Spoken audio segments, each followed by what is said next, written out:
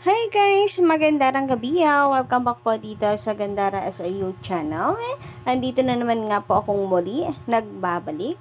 Ang nag-iisa po ninyo nagmamagandang Khadija Tarbigad supong magatid ng latest update and fresh happenings patungkol po sa TVJ. And of course, mga balita patungkol sa Itbulaga. Basta mga may kinalaman po sa ABA, na update, sagot na po natin yan. And ganun din po sa mga balita sa loob at labas ng showbiz. And for tonight's video, so ito lalatag ko po sa inyo ating mga pag-uusapan.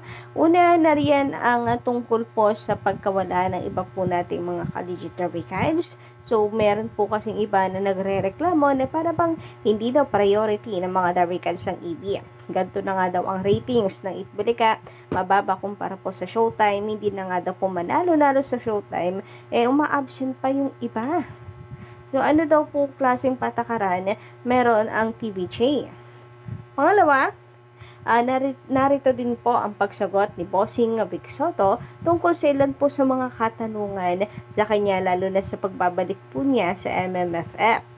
And about po sa mga pandaraya natin pong nasasagap sa social media. So, ano kaya itong pandarayang ginagawa? Kadarawikan, sumamaya. Ichichika ko po sa inyo yung mga nasagap natin ngayong gabing ito. But before that, sa mga hindi pa po nakaka-subscribe, i-click mo na yung subscribe button at notification bell para maging updated ka at ma-notify every time na may bago po tayong reaction video about sa mga chikang nasasagap natin araw-araw. And of course, maraming salamat po sa mga nandito ngayon na nakikinig at nakatambay sa aking channel. Magandang gabi po sa inyo. Salamat sa pagsuporta at pakikitambay. Anyway, ito na nga, simulan na po natin ang atin pong balitaan. And nais ko nga pong unahin ang pangungustyon sa patakaran po ng TVJ. Bakit hinahayaan na magkasabay-sabay pong mawala ang mga Darwicans? Nakakalungkot daw. Ka-digital records kasi mababa na ang ratings, eto pa po. At panay ang alis po ng iba absent. Sabi naman dito ni Kenneth De Los Reyes, sumamaya po yung opinion natin, basahin po muna natin ang komento ni Sir Kenneth. Dahil kasama na ang TVJ as producers, they are only be considerate sa kanilang mga host and staff para maging mahaba ang weekend vacation nila. Okay lang yun. About naman po sa recorded episode ng EB, okay lang yun. Parang konsiderasyon na rin yun sa sobrang dami kasi ng mga nagpapalista sa Sugod Bahay segment ng mabalikan pa at mas marami pang mabigyan ng saya at tulong. Hindi naman replay. Kung hindi, iba naman. Yes! So, bali dalawa pala itong komento ni Sir Kenneth, no? So, unahin nga po natin itong tinutukoy niya na since kasama ng TVJ producers, nagiging ano lang po sila sa kanilang mga staff, kanilang mga host, alam niyo yun, pinapaira ng puso, meron po silang konsiderasyon, na may mga bagay po may mga bagay pa or may buhay pa ang kanilang staff at host sa labas ng Itbulaga, hindi lang sa Itbulaga umiikot. So napakaganda nga po na TVJ na ang producer. And grabe naman para po idamay pa po yung ratings ng EB na kung saan pagalitan pa ang TVJ. Anong klaseng pamamalakad ang meron po sila? Wag po tayong ganon. Kung meron man pong klase ng pamamalakad meron ng TVJ, ay sila yung tunay na nagpapakita po ng may puso at malasakit sa kanila pong mga staff and host. So wala pong masama at kailanman hindi po naging masama ang maging mabuti at ituring na pamilya ang kanilang katrabaho. But it doesn't mean na pinababayaan na po ng TVJ ang Itbulaga. So about sa ratings, tinatrabaho din po nila yan. Kaya nakikita po natin yung improvement, di ba? Kita nyo naman kung gaano po kaganda ang Rewind the Comeback stage. And then ngayon, ito pong Bulaga Olympics. So nasa serious stage din po ang TVJ's Itbulaga. ang mga staff para po mabawi ang ratings sa Showtime. And about naman po sa recorded episode ng Itbulaga, okay lamang po iyon. And sang-ayon po ako dun sa sinasabi na pabor po ito sa barangay. Actually, panalo po ang mga nasa barangay kasi lalo na ng mga unang araw po ng barangay, di ba dati sinasabi natin, grabe, ang daming taong nagpapalista. Tapos, 5 lang naman pala yung kukunin ng Itbulaga TVJ. Yung libo-libo po ang nagpainit, nag-effort. Tapos, 5 lang yung mananalo. Sana dagdagan ng Itbulaga naman. So, eto na po yung solusyon na ginagawa po ng TVJ para bilang konsiderasyon na rin nga po sa mga nagpapalista, di ba? So, bukod po sa first winner, first batch, so, sa kanila pong recorded episode, same barangay.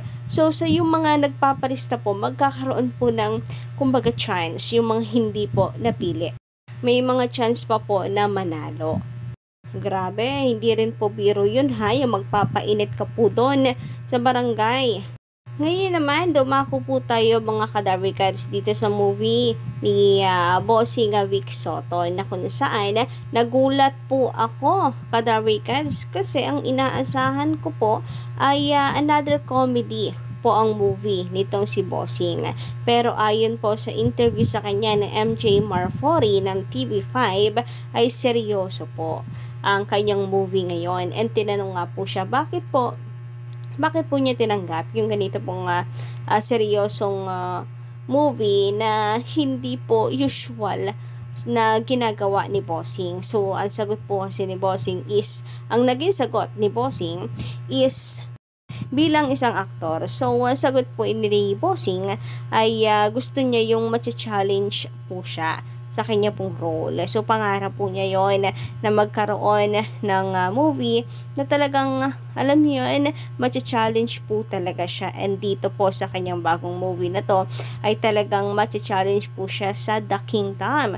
So, nakakaano po tuloy, intriga, kung ano pong meron dito sa The Kingdom. Anong klase, anong istorya, anong role nitong si Bossing Vic Soto doon. So, mukhang bago din po ito, hindi lang para kay Bossing, kundi sa atin pong lahat, kadarikers. Kaya wag po natin palagpasin yan. At ipanalo po natin ang entry na movie at muling pagbabalik ni Bossing sa big screen sa MMFF.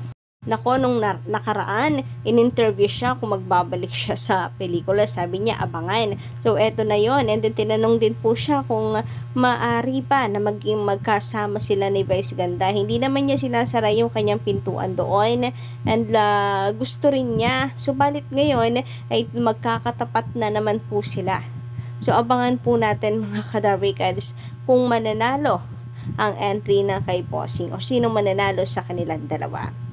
And speaking of MMFF, so eto pag-usapan po natin ang entry ni Miss Juday, ni Judy Ann Santos, ang asawa po ni Daricans Ryan Agoncillo, na kung saan si Nadia daw pong iligawak ang kanya pong entry kahit ito po ay pasok dahil sa palakasan. Sabi po dito sa headline, anyway, credit po pala sa Filipino Star ngayon, MMFF, a movie ni Juday, sinadyang ilaglag. Nako, ba't naman ganon? Sabi dito, ang pelikulang And the Breadwinner is ang unang pinagdiskitahan ni Attorney Ferdinand Topacio nang inannounce ang 5 script na pasok sa official entries ng 50th Metro Manila Film Festival. Pelikula ito ni Vice Ganda na isinulat at dinerek ni Direk June Robles Lana. Inakusahan niya ng plagiarism. Nakopya raw ito sa 1995 movie ni Rogelio de la Rosa na Higit sa Lahat. Nako, naging 50-50 pa pala ang movie nitong si Vice Ganda, no? Dahil plagiarism issue mo. So, ano kaya ang naging damdamin at saloobin ni Vice Ganda hinggil doon? For sure sila po yung nasaktan o kahit po papaano mapatunayan man nilang hindi yon plagiarism. Siyempre, akusahan ba naman? Lalong-lalo na yung nagsulat for sure. Ang dinig namin, gusto na raw patulan ngayon ni Direk Junlana. Eto na nga sinasabi ko. Kanina tinatanong ko lang kung ano yung sa loobin, lalo na ng writer. Eto pala. At gusto na raw patulan base sa chika. Ngayon naman ay pinagbalingan ni Attorney Topacio ang isang entry ng Reality Entertainment na Strange Frequencies Haunted Hospital. Ay, grabe naman si attorney. Ang dami pong pinagbabalingan. So, sabi dito, i-reveal niyang isang maimpluwensyang politiko raw ang nag-finance nitong pelikula na kung saan ang girlfriend nito ay isa sa cast sa film project na ito. Dagdag na chismis sa pelikulang ito, dapat ay pasok daw ang horror movie ni Judy Ann Santos, pero ito ang mas pinaboran dahil sa impluensya ng naturang politiko. Naku, grabe naman po sa chismis yon. Grabe nga revelasyon nga naman yon. So, may mga nakalista po dito no, ng mga pasok, and then ito nakalagay, Strange Frequencies Haunted Hospital by Reality MM Studios Inc. Starring Jane De Leon, Enrique Hale, Alexa Miro, and MJ Lastimosa na atin pong kadabikans din. So, number 4, Himala. Isang musikal by Capitol Films, Unital starring Isel Santos and Bituin Escalante. Grabe, miss ko bigla guys yung mga pangalan natin mga Collegiate Trafficas. Andito si MJ Lastimosa, andito rin po si Isel Santos. Sa ibang movie naman nababanggit yung mga Collegiate Trafficas na Collegiate Trafficas natin. Nakakamiss tuloy si Isel po sa EB. Anyway, dito pa The Kingdom, APT Entertainment Upset and Media Quest starring Vic Soto and Piolo Pascual. Grabe mga pasok ang mga Collegiate Trafficas natin guys. Pero kung ang chismis, itong number 3, yun yung meron pong hindi dapat pasok, pero dahil meron daw pong jowa na politiko, inilaglag ang kay Miss Juday. So, sino kaya dito yung may jowa na politiko na nag-finance para sa movie na yan? Anyway, sana hindi ganon. Sana wala pong palakasan. Kung pasok po yung kay Miss Juday, pasok. Bakit kinakailangan po nilang mandaya? Bakit kinakailangan makipagsiksikan? Sayang naman po, isa rin po sana to sa ating susuportahan kung sakali. Anyway, yun lang po muna ating update sa gabing ito. Don't forget to click the subscribe button and notification bell for more updates.